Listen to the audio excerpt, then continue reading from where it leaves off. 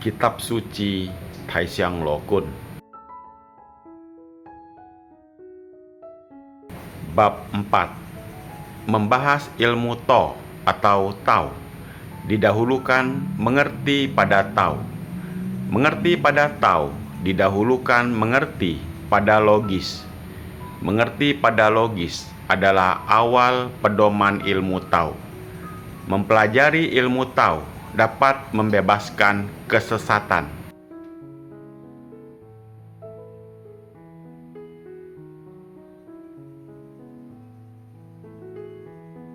Abstrak adalah konkret, dan konkret seperti abstrak pula. Kehidupan sehari-hari perlu mengikuti norma kebiasaan. Abstrak dan abstrak menjelma konkret dan konkret. Tiada berbuat sama dengan tiada tidak berbuat. Tao Tong menguasai atas konkret dan abstrak. Cerdik pandai dipandang seperti dungu, bebal. Hukum Tao adalah sebagai yang maha agung.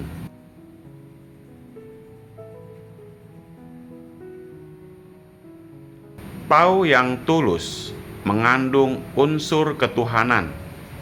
Setan siluman tidak dapat mengusik ketulusan budi. Tao yang tinggi dapat meleburkan atas malapetaka. Tao yang tulus diumpamakan sama seperti samudra raya.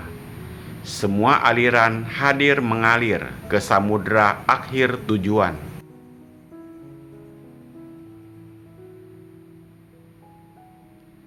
Jangan selalu menuturkan soal nama dan laba.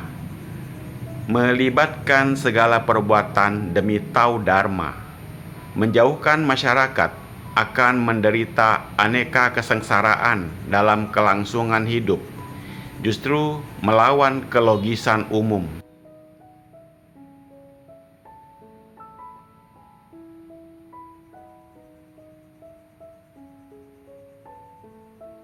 Mengerti ilmu Tao sudah membebaskan kesesatan. Benar dan benar jangan disebut salah dan salah. Belajar ilmu Tao tiada bersua persimpangan jalan. Ketulusan hati adalah memperbaiki segala kelakuan.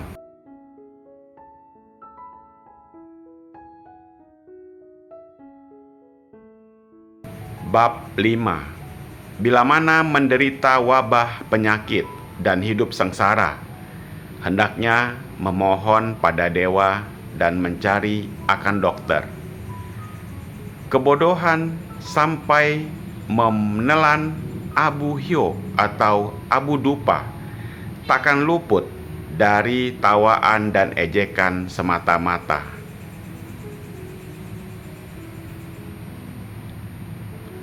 Mohonlah dewa untuk menyingkirkan upaya siluman. Pakailah obat untuk menyembuhkan wabah penyakit. Segala urusan adalah Tian menentukan suratan takdir. Ketulusan dan kebajikan dapat merubah unsur ketuhanan.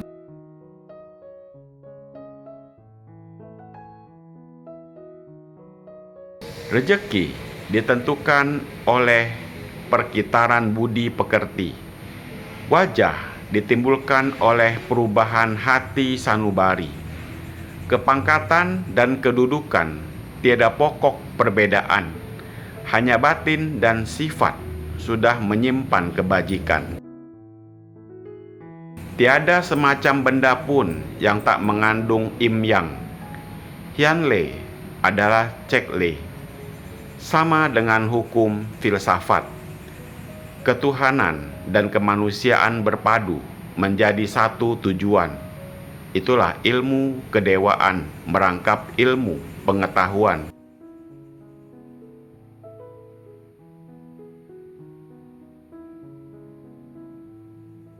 Kera besar zaman purba terdapat pula yang pandai amat. Lama menjalankan kelogisan dibimbing pula oleh dewa.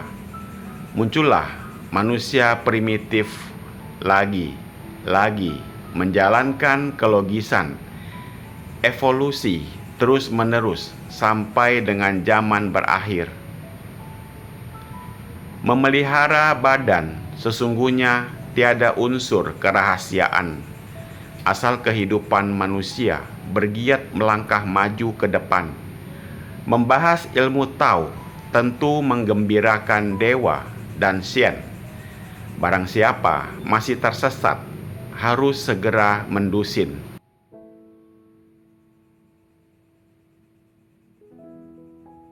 Bab 6. Tao adalah sebagai Tao yang konkret. Dikatakan abstrak, sulit memahami ilmu Tao. Kaya dan mulia adalah kesukaan sesama manusia. Membahas ilmu Tao dapat membebaskan kemiskinan.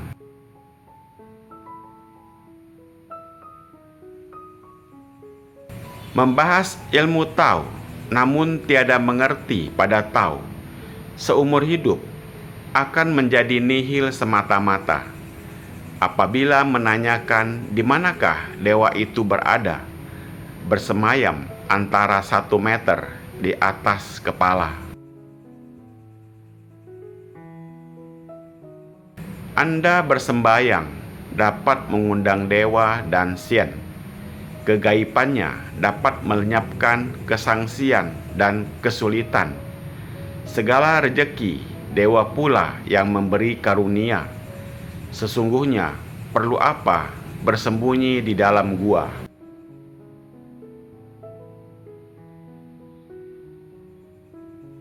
Membahas ilmu Tao namun tiada memeliharakan raga. Dewa dan Sien akan menjadi kesal. Hati memandang dewa itu sesungguhnya tiada bersembunyi di dalam gua. Simpankanlah kebajikan dan lakukanlah luhur kelogisan.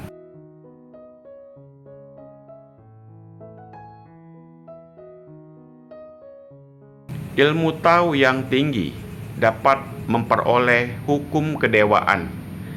Dapat pula kegaiban daya menunjukkan bebas keduniaan. Mencari harta benda perlu menempuh jalan kebenaran. Belajar ilmu Tao didahulukan berbuat kebajikan.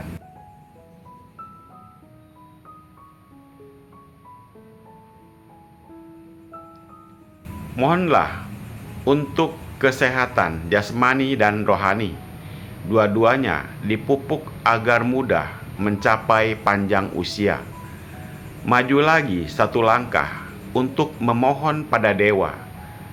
Lebih ada jodoh di dalam pembahasan ilmu Tao.